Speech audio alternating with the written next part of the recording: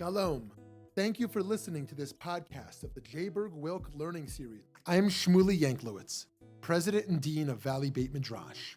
Here at VBM, we strive to bring you only the highest quality of Jewish learning, bringing pluralistic and innovative Jewish programming to the Jewish community that craves substance and insight is our passion, but we cannot do it alone. To support our endeavors, please consider donating a tax-deductible contribution to our organization.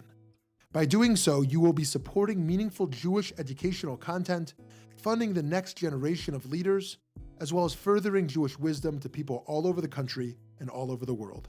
Please visit www.valleybeitmidrash.org.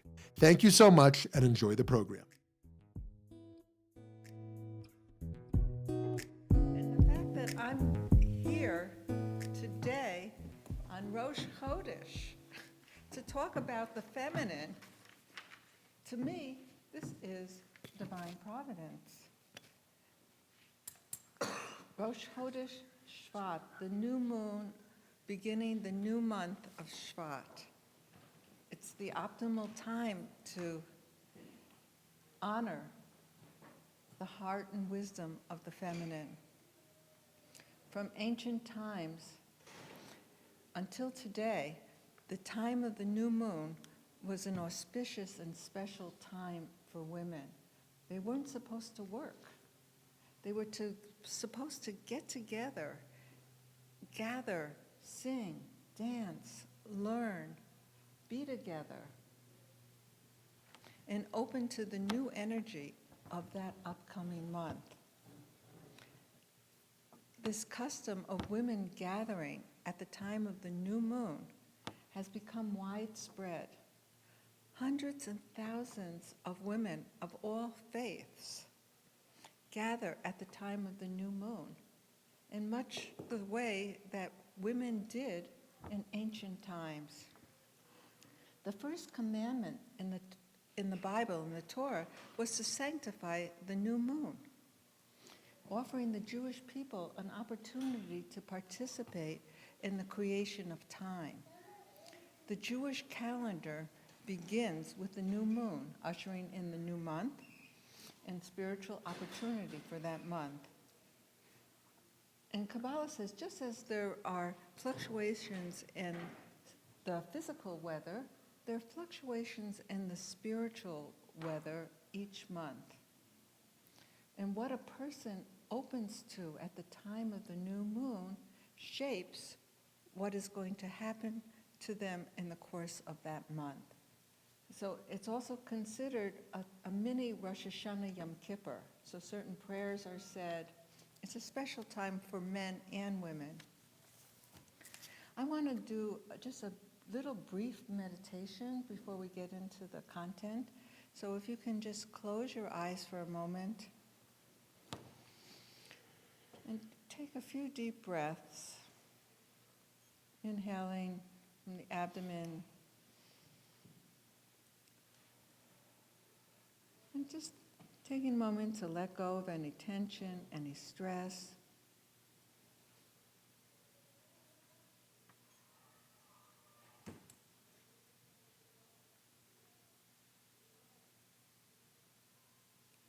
So that you can be present for this moment.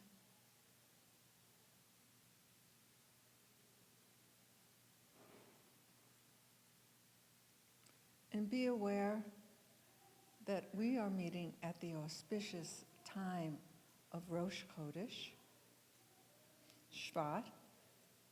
And Shvat marks a hidden and mystical time of new beginnings. This is the month of renewal. It's the month to go deep inside and contact the creative energy within you. So allow this to be a time of opening to a new beginning.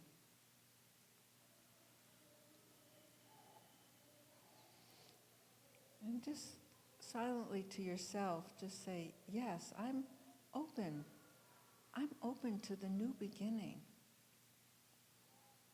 I'm open to allow new potential within myself to come forth.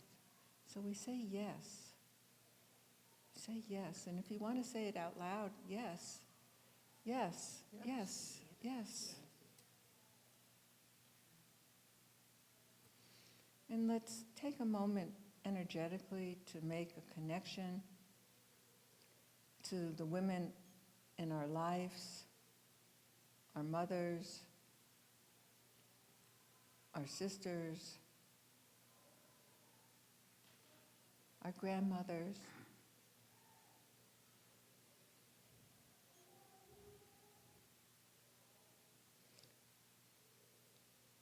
And energetically making that connection to biblical women. Sarah, Rebecca, Rachel, Leah, Bilhah, and Zilpah.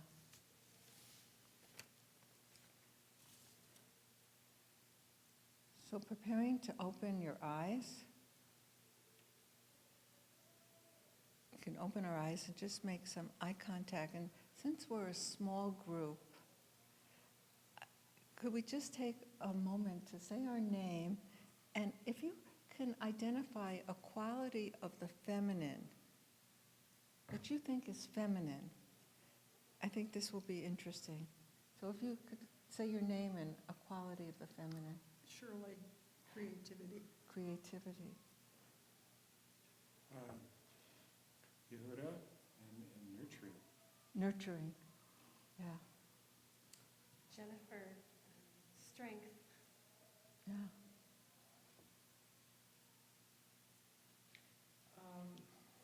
Sarah,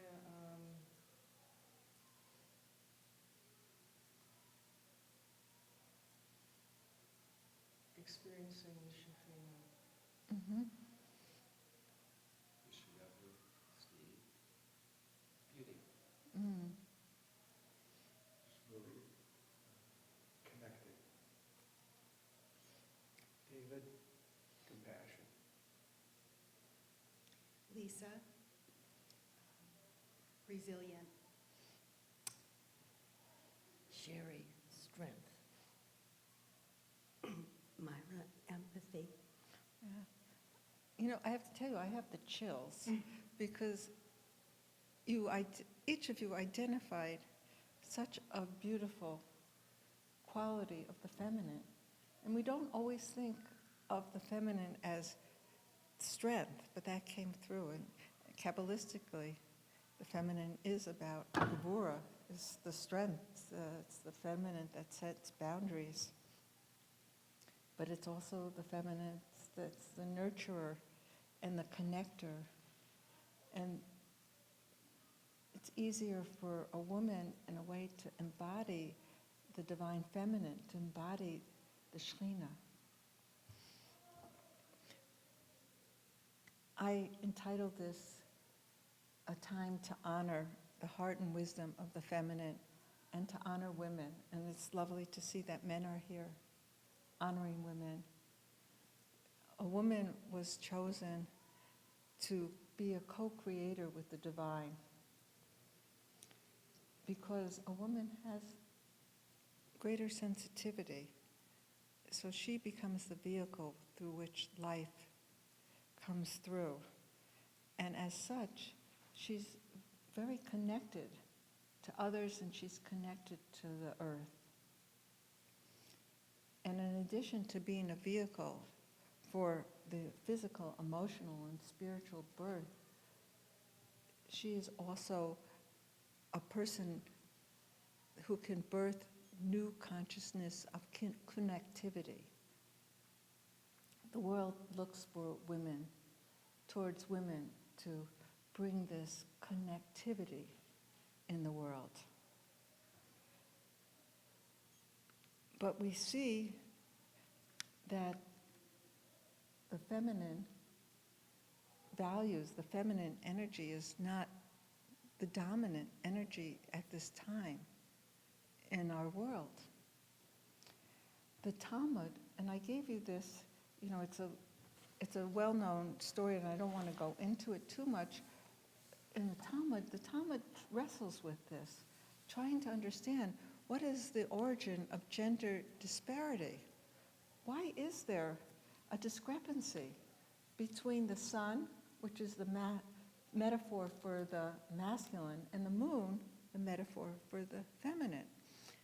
And the Talmud goes and explains that one time they were the same. They both shone with equal light. But then the moon, this is what's so interesting. In the Bible it says, and God made two great lights. The great light to rule by the day, and the small light to rule by the night. So how do we understand this verse? There are two great lights, and then equal, and then without any explanation, one is called great, and the other is small. What happened? So there's a lot to go on, and unfortunately, I would love to speak for like 7 hours, 8 hours on this subject, but I know that I didn't have time, so I copied this, and as well as my thoughts. Welcome. As well as my thoughts about how this occurred, why there was gender disparity, what its purpose was, and how it becomes corrected in the future, because it was never considered to be the ideal. The Talmud is acknowledging that it exists, and that there's a process by which the equality and mutuality between the genders is restored. So you can study this later, but as we know that we live in a time where the feminine values are not supreme. And we have to appreciate that for thousands of years, our institutions, our religions, our educational systems, our corporations, our professional practices have been largely shaped by men for men. Men and women alike have been educated to think in a masculine, linear fashion. And because women want to succeed, they think like men, they act like men, they even dress like men, because that's the way to succeed in the world. But even though women may be successful, it's likely that they will not feel totally fulfilled unless they're able to embrace and embody the feminine part within them. There's an interesting book by Barbara Annis called Gender Intelligence, and she develops this, and she says that a lot of women leave corporations because they're not able to embody their feminine intelligence, their heart and wisdom. Our concepts of God remain primarily patriarchal. Everybody's always talking about our Father in heaven. We're looking up. We're looking up when we pray to God. And it's true, God is beyond us. But if there is a Father, is there not a mother? We don't talk about the mother except in Jewish renewal and in Kabbalistic circles. We hear very little of the divine feminine. The most important, prominent teaching within Judaism that I just want to take a moment to emphasize is that there is one God, and God is one. God has both a masculine and a feminine face. The primary face of the divine masculine is this God that's beyond the world. We call him HaKodesh Baruch Hu, the Holy One, blessed be he. In Kabbalistic, it's Zeron Pin, referring to certain spherot. And that's because masculine energy generally stands outside of nature. Masculine energy is about conquering, it's about bestowing goodness, doing good, and fighting evil. The divine feminine is the immanence of God. The Shekhinah, or a higher form, is called the Ima, the Divine Mother. And this is the revelation of godliness in our midst. Feminine energy is about receptivity, listening, being present, being, revealing, and embodying godliness rather than doing, accomplishing.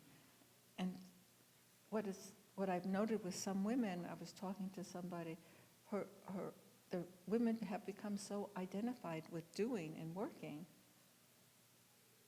that they think if they're not doing and working, they're nobody. But that's the opportunity for a woman to truly get in touch with her beingness as a woman. But when necessary, the feminine energy is very strong and will defend what is precious in whatever way she can.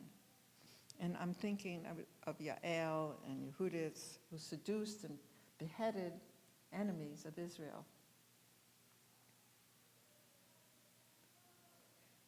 To heal ourselves and the world, we must become more aware of the divine feminine, the godliness, the presence of God within ourselves and within the world, because this will restore harmony and balance. It's the masculine energy that underlines all the technological advances. Technology is about harnessing and conquering nature, and we live in a very highly technological world, and we have a high standard of living, and we have many opportunities to communicate. Nevertheless, in spite of this, more people today are suffering from depression, isolation, loneliness, addiction, due to the fact that we don't have nurturing, loving families and communities where people feel nurtured and loved unconditionally. We're addicted to our cell phones, our computers, me too, Facebook. We have all our virtual communities, but we're lacking intimate communities. And this is because the feminine energies on high, the Shekhinah, and within us have been devalued. The state of our relationships reflect this imbalance between the masculine and feminine, with high divorce rates. More people are single, want to be married. More people who are married want to be single. And we don't find so many examples of loving relationships. But the devaluing of the feminine has more terrible consequences. And I just want to speak a moment just about rape, murder, without going into details, but recent studies in Europe say 1/3 to 1/2 of the women in Europe have been raped. And those statistics may be even higher because a lot of rape victims will not report. And this is a crisis I feel that is not getting any attention. And the US is not far behind. What we have to be hopeful because our prophecies tell us that it will be better. The prophet Isaiah tells us that in the Messianic time, the light of the sun will shine. The light of the moon will shine like the light of the sun. The light of the masculine and the feminine will become equal and unified. This imbalance between the masculine and the feminine will be corrected. And when that happens, according to Kabbalah, there's going to be peace and harmony in the world. The rabbis in the Talmud taught that it is only in the merit of the women that the Jewish people were able to leave Egypt in ancient times. And there's many examples that are given to explain the merit of the Jewish woman. She didn't give her gold to the golden calf. She didn't believe the spies. Many things that attest to her merit. And the rabbis also said that it will be the women who will lead the world forward to the Messianic age. Quote, "The final redemption will be due to the righteous women of that generation." So the world needs us women to come forward to restore harmony and balance. And my question is, where will this essential female leadership come from if women do not claim their voice and their power as women? Many women like myself are seeking models of empowerment beyond feminism. We do not want to imitate or compete with men, but we want to use our unique gifts as women to bring healing and balance to the world. We know that we as women have an important role in healing our families, communities, and the world. Where do we find these teachings of feminine empowerment needed to restore harmony and balance? Women, we don't have those ancient books like the Talmud written by women. Women did not write books like men until recently. Men are constantly studying these books because they were written by men, for men. But it occurred to me that true feminine empowerment cannot be written down. It's an oral transmission.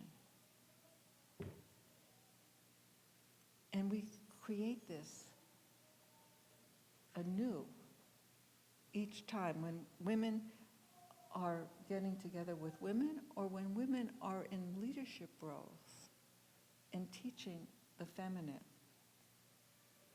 Feminine empowerment is this oral transmission, transmitted from a mother to a daughter and in groups of women and with groups with female leadership.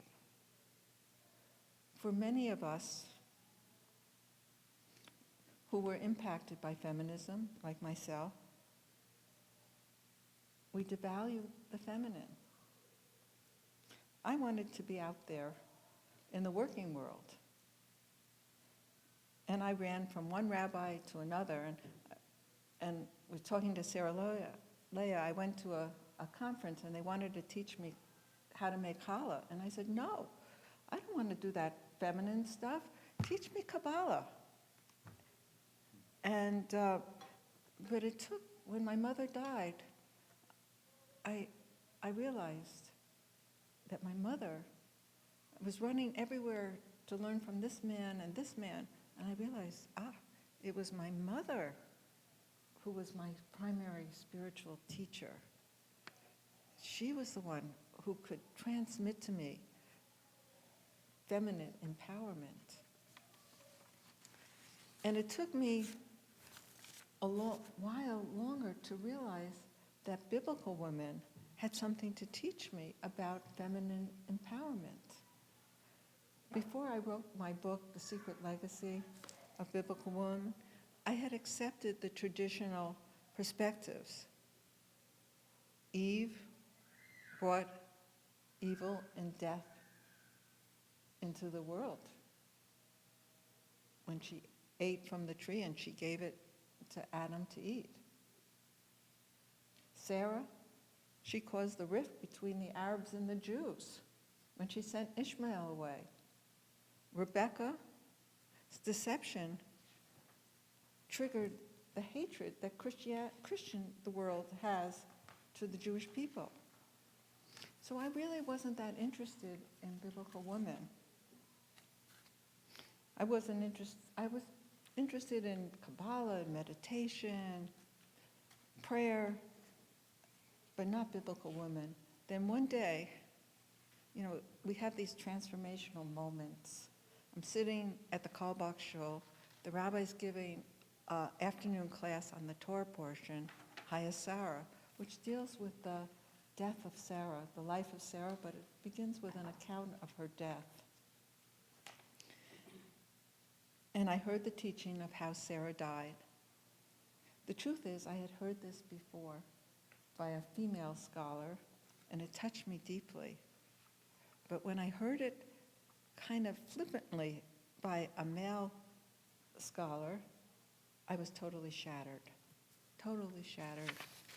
According to the Zohar, when Sarah saw a vision that her husband was going to sacrifice her beloved son, she cried and she died in anguish.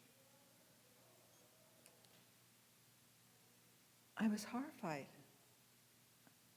Sarah, the mother of the Jewish people, the mother of all comforts, a prophetess of the highest order, died alone of grief and anguish?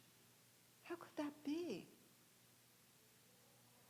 Why would the act of sacrificing his son be considered Abraham's greatest demonstration of faith when it resulted in Sarah's death?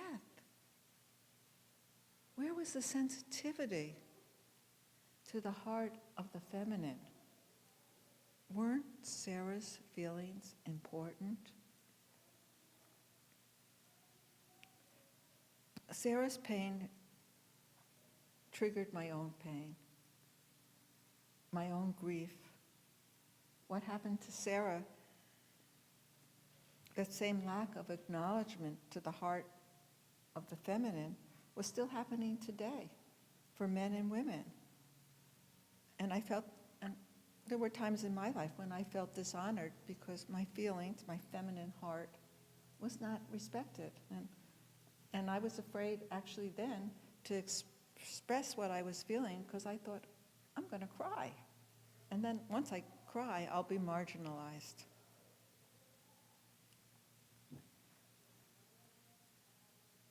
So I was devastated, but on one hand, I was exhilarated because I realized, there's stories that I don't know in the Bible that are important for me to know as a Jew and as a woman. And I knew right then, I'm going to write a book. I'm going to give voice to these untold stories. And I knew, and I also, without being prideful, a man could not have written this book. It comes out of my feminine heart and my communing with the women in a unique way. I was kind of surprised myself what my experience was. I came home that night and I was crying, and I was asking myself, why am I so devastated? What was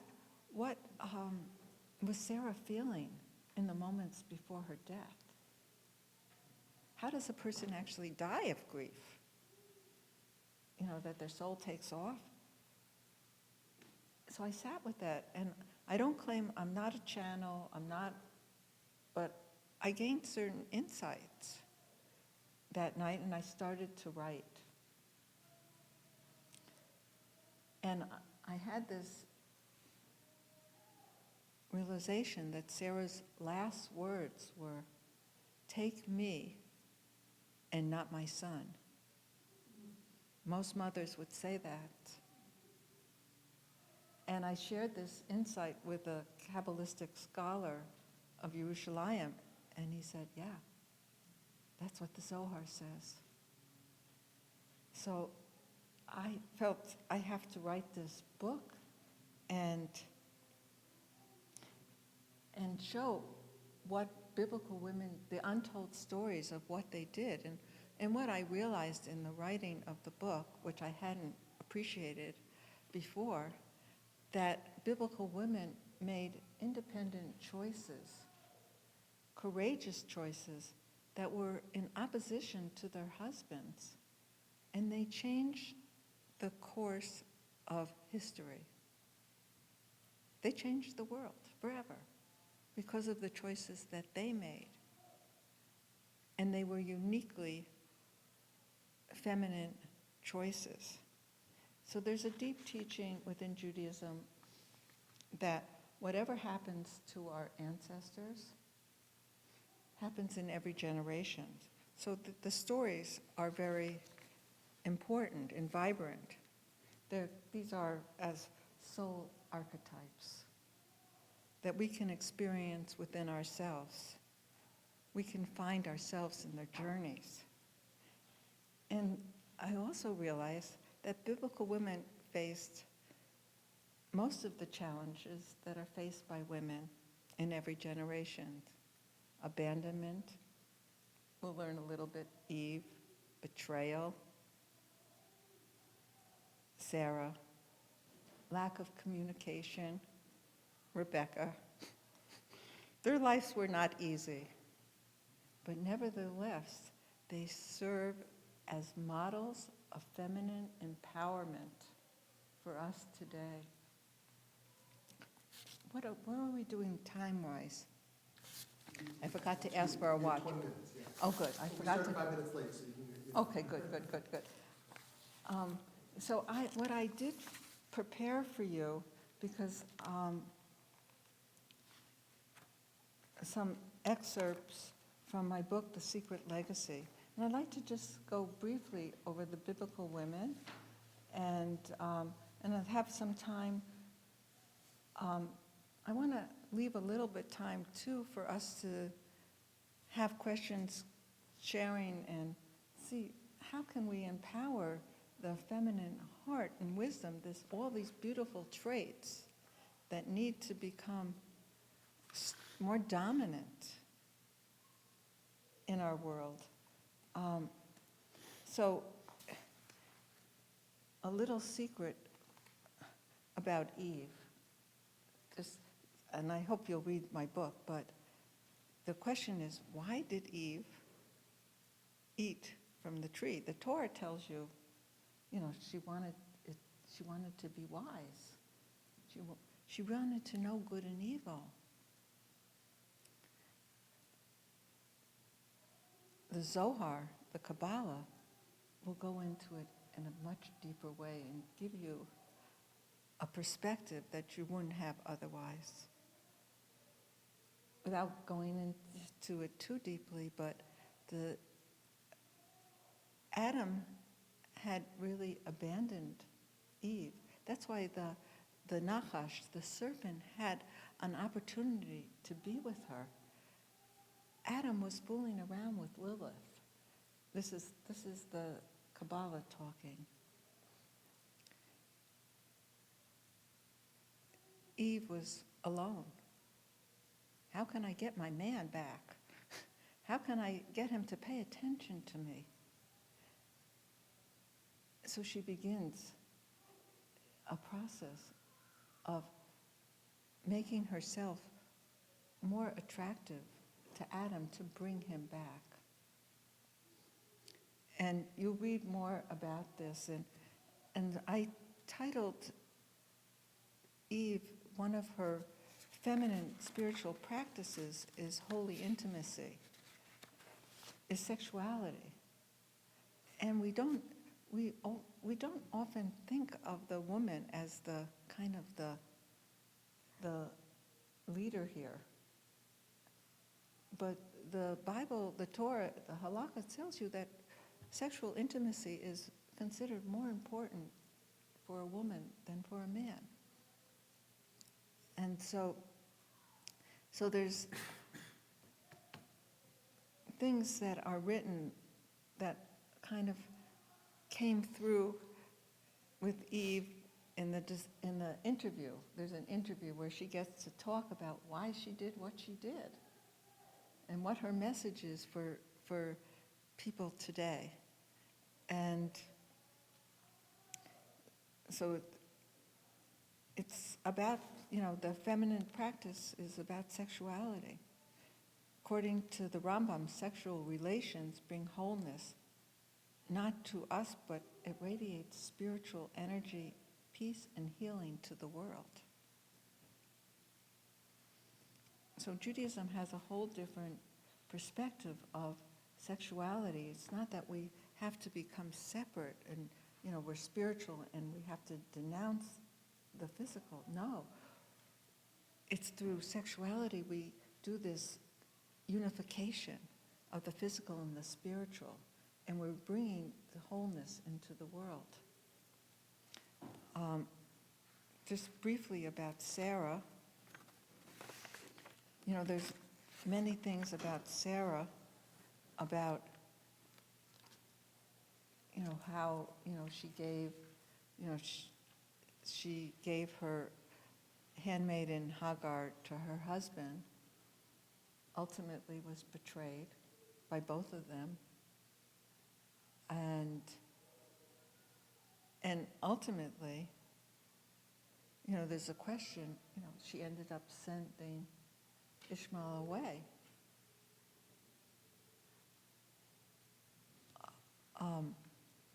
In my book, me communing with Sarah, she did it to, and it's with all of the midrashim and the rabbis, she did it to save the life of her son, because Ishmael was, the midrash says, was with bow and arrow practice, was aiming to kill Yitzhak, Isaac. She had no choice.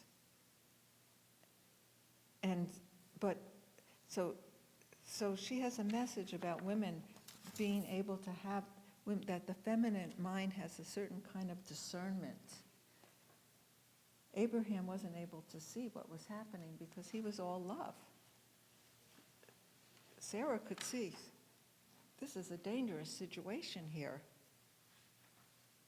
And I'm going to insist, and God said, you got to listen to her. And, so she demonstrates the quality, which is very much a feminine quality that we need to recognize, of discernment.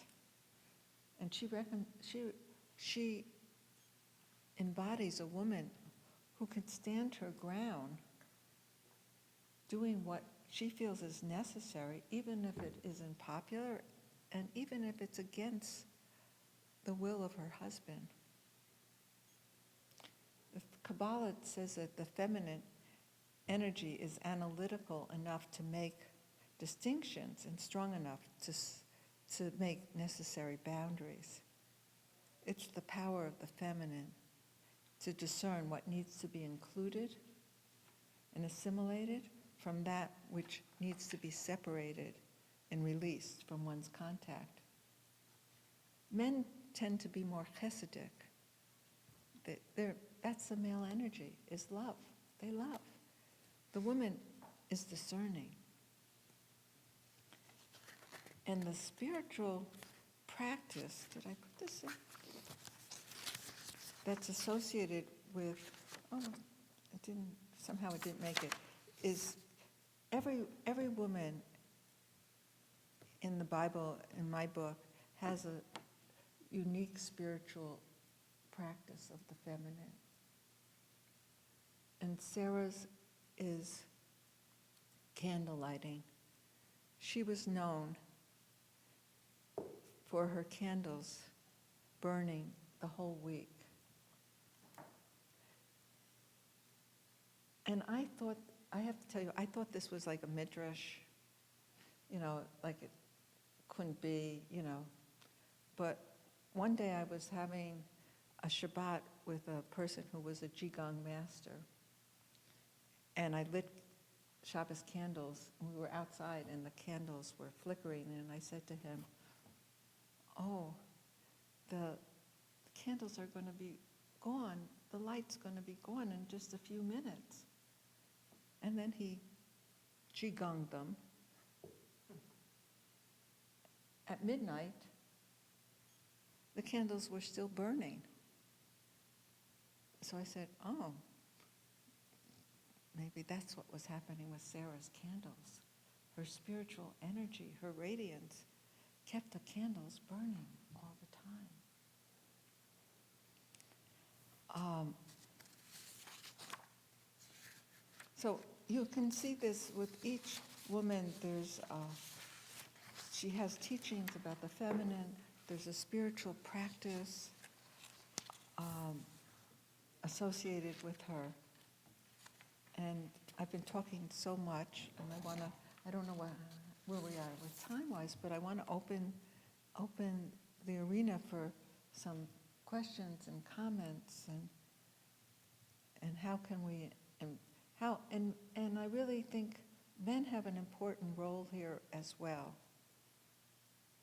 They have and the men that are here, the men have the role to support the empowerment of women, and also to be willing to, when necessary, I think we find that men are today also finding that feminine within them.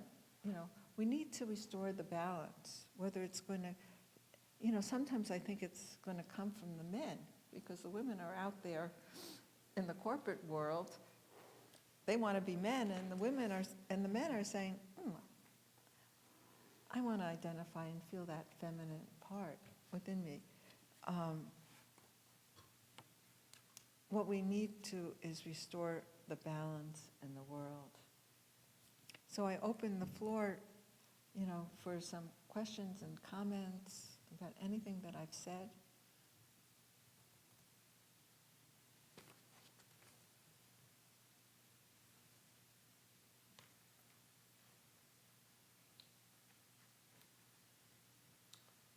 On the subject of meditation,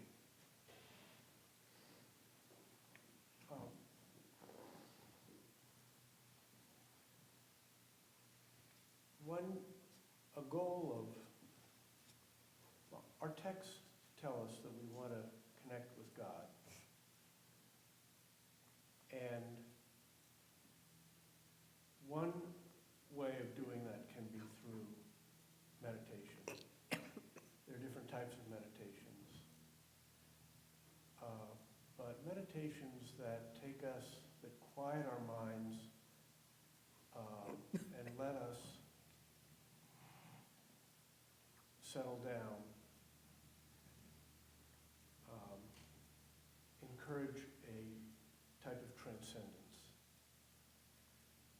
What Kabbalistic meditations have you found are transcending inducing meditations as opposed to other types of, for example, a focused meditation that keeps your attention on a certain quality but doesn't necessarily promote the transcendence of that quality into a transcendental meditation. So I'm interested in transcending Kabbalistic meditations as opposed to other types of meditations.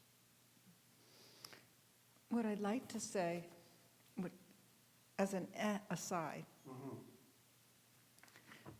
because we're on this topic of masculine and feminine, we have within us masculine and feminine. The masculine wants to transcend this world, wants to be in that place, the light, and we all want that, men and women. So meditations, in prayers with certain kavanot. And my book, New Age Judaism, has a lot of advanced and beginning meditative practices. Feminine meditations, where women will love, to transcend. I want to dissolve and experience myself as a part. I was talking about that yesterday, as a part of God, not as a separate entity, but I'm a part of God, like the sun and the ray of light. The Alter Rebbe says, no difference. But feminine meditations are more focused on the woman wants to experience God in her body. She's the vessel. She wants to feel the presence of God. She wants to feel the Shekhinah in her body, in her life. So it's a different thing. The masculine energy wants to transcend this world, connect with HaKadosh Baruch Hu, and do various kavanot. So he experiences freedom.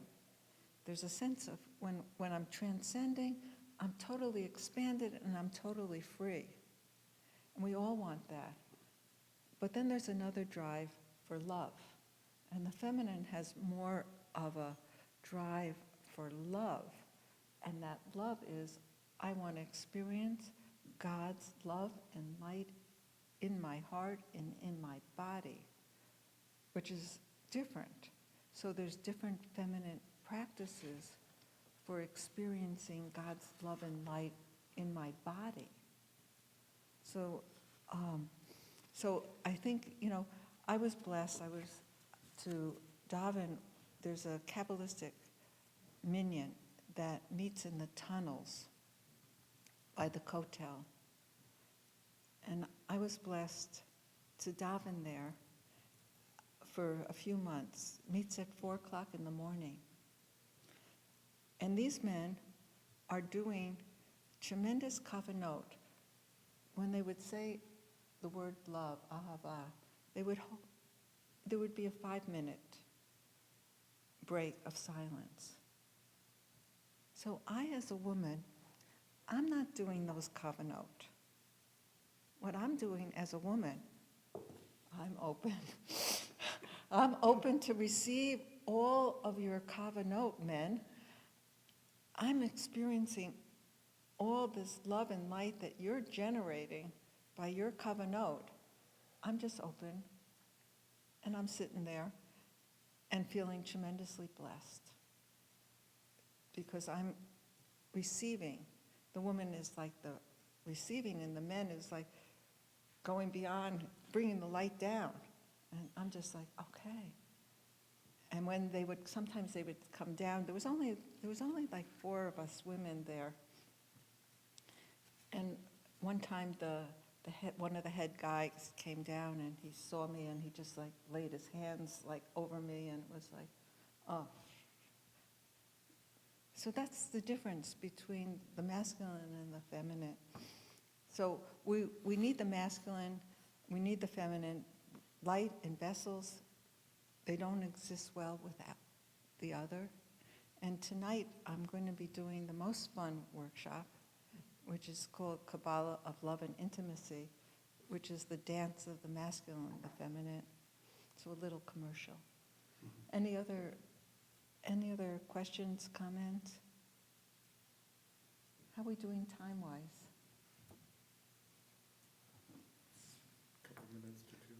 Okay, good. Okay, we have any other? I can talk a little bit more about. Huh? You want to take 5 more minutes? I can take, if people are interested, I put them on your sheets a little bit. I wanted to, because I can't give it over in an hour, so you have this. And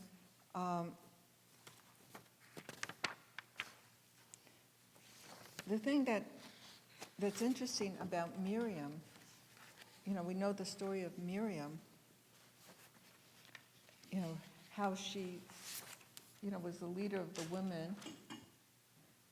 And when they were crossing the Red Sea, she did circle dances. Because the circle is a symbol of the feminine. And if I were to ask you, what are the qualities of the circle? What are the qualities? What would you say? There's no beginning, there's no end. Exactly. No beginning, no end. Everybody's equal. Everybody's equal. Everybody's equal distance. No hard edges. No hard edges. It's not, masculine energy lives in time. Moshe says, I will sing. He's talking about a future time. Miriam says, I sing. She's present. Feminine energy is always present tense. There's this story that I may tell tonight. It's about one of my students. She was going on a trip with her husband for vacation, and they're in the car, and he says to her, I can't wait till we get to our destination so our vacation can start. And she says, the minute I walked in the car with you, my vacation started. And I think it's so beautiful and so illustrative of the feminine is like present tense. And that was something that Miriam, and that's why I can't remember the name of the Kabbalist, said that Miriam's dances reflected a higher spiritual revelation than Moshe. Because the women were dancing in a circle, and it was present tense. And that's what we're moving towards, is that experience of the presence of God where everybody has equal access to God's presence, the oneness of God. It's not linear, but it's circular. And in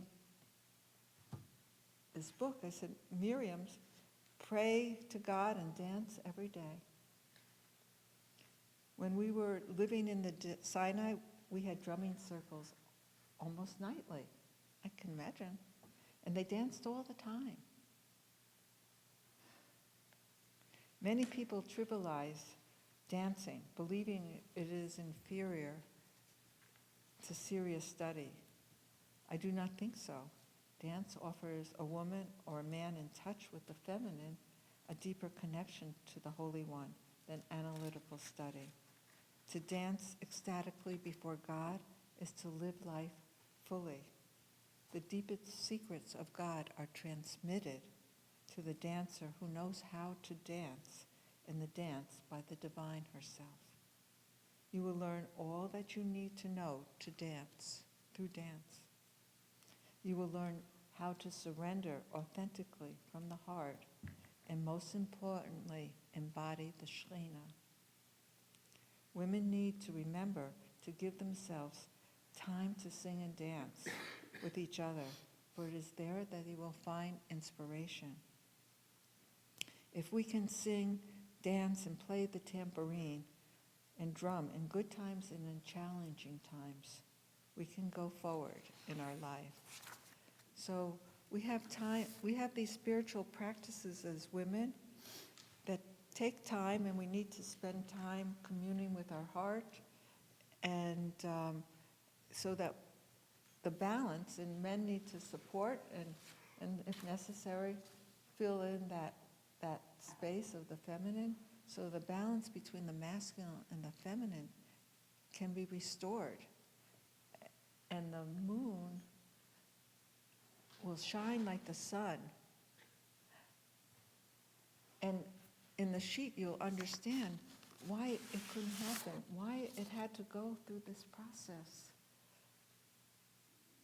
You know, why it couldn't just happen that everything was perfect. There's a place in this world, though, where the moon and the sun both are open. Are open. That it's light all the time. Right. So we have that already on this earth. Well, we have the sun is shining. One of the things that it says in the Talmud, that the moon, when God's trying to appease the moon because her light was diminished, God says, well, you can shine during the day and at the night. And the moon says, well, what good is it? What good is my light in the daytime, because it's outshone by the moon. So, but what I'm saying is that even now, we have places on Earth where the moon shines. If you're just saying it should be dark out now because it's 10 o'clock at night or 3 o'clock in the morning, that we already have that here. It's available. well, the moon is shining, Where the moon is shining. right. But, so I think what you're saying is a plus, because it's available on this earth right now. Mhm. Right. And I think what we are in the process right now, because the rise of the feminine, the moon is a metaphor, and it's referring to the rise of the feminine. And I think women are in a very critical time. Do they want to embrace the feminine, or do they want to embrace the masculine? And they can be very successful embracing the masculine, but then the balance is not restored between the masculine and the feminine. So anyway, I thank you. This is nice to, I usually don't give lectures, so I've talked a lot. I like meditation, but thank you.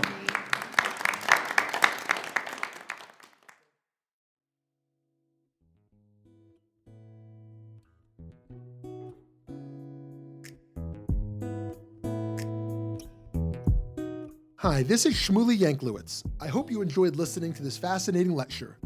At VBM, we strive to bring you only the best in Jewish educational programming.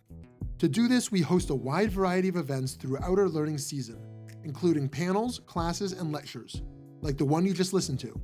Please consider going to www.valleybeitmidrash.org and donating to VBM to support meaningful Jewish education in the greater Phoenix Jewish community, indeed all around the country and the world. Thank you so much for listening.